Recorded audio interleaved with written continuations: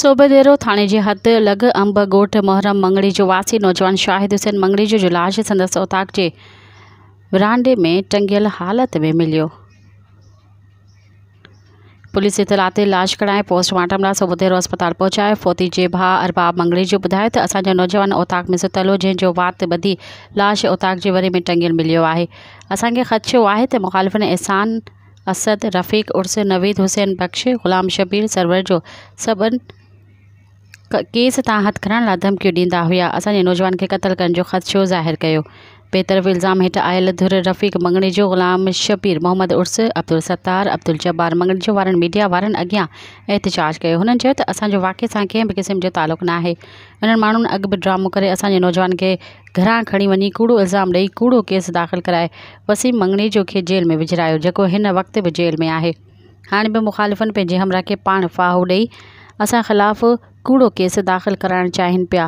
Police घरनि में घिड़ी औरतुनि ऐं ॿारनि ते तशद्दुद करे असांजो चौपायो माल बकरियूं मेंहियूं ट्रैक्टर ॿियो सामान खणी कुझु माण्हू गिरफ़्तार करे खणी वई आहे। ॿिन्ही धुरियुनि चयो त IG Sindh DIG Sukkur SSP Khairpur Quran पाक ते इंक्वायरी कराए इंसाफ़ कनि।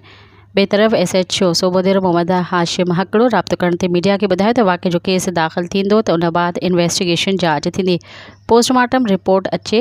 अॻुवाट नथो चई सघिजे त क़तल आहे या ख़ुदकुशी, कंहिं सां बि ज़्यादती न थींदी। रात जो छोकिरो नंढो असांजे ओताकम सुतल हुयो।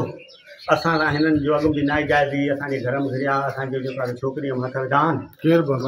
मोहम्मद उर्स जा पुट एहसान असद रफ़ीक हुसैन बख्श ऐं शबीर, ये केरु आहिनि? इहे असांजा मंगणी जा पंहिंजा आहिनि, सौटरनि बाबे जा।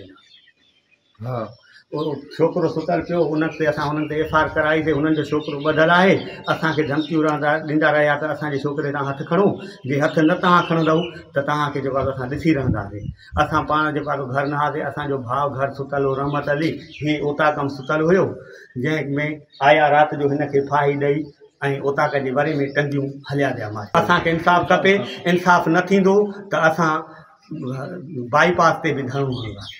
हे वॾा कूड़ा फिराडी असां ते में कूड़ी FIR कई अथनि। अॼु बि असांखे कूड़ो इल्ज़ाम हई अथनि, कूड़ो कमु करे असांखे कंहिं कूड़ो इल्ज़ाम हुयो? दरिया शौकत रहमत ऐं अरबाब, असांखे का ख़बर ई न आहे। शान ऐं साहित ऐं हिननि जेको आहे असांजो माल 2 ट्रैक्टर हमरा जेको आहे असांखे सभु माल मारायो आहे। असांखे का ख़बर ई न आहे। असां इंसाफ़ कयो वञे। IG सखर ऐं SSP ख़ैरपुर खे असांजी अपील आहे त असांजो इंसाफ़ कयो वञे ऐं जेको आहे छोकिरे जी पोस्टमार्टम कराए हुन जा फिगर हणाए वञनि ऐं चेक कयो वञे त केरु असुलु ॾुआरी। असांखे त का ख़बर ई न आहे। हे बेगुनाह असां ते जेको आहे इल्ज़ाम हुआ। हुनखे जेको आहे चेक कनि ऐं फिगर हणनि ऐं हुनखां अलावा उहो पंहिंजो सबूत पेश कनि त केरु ॾुआरी आहे केरु सादा।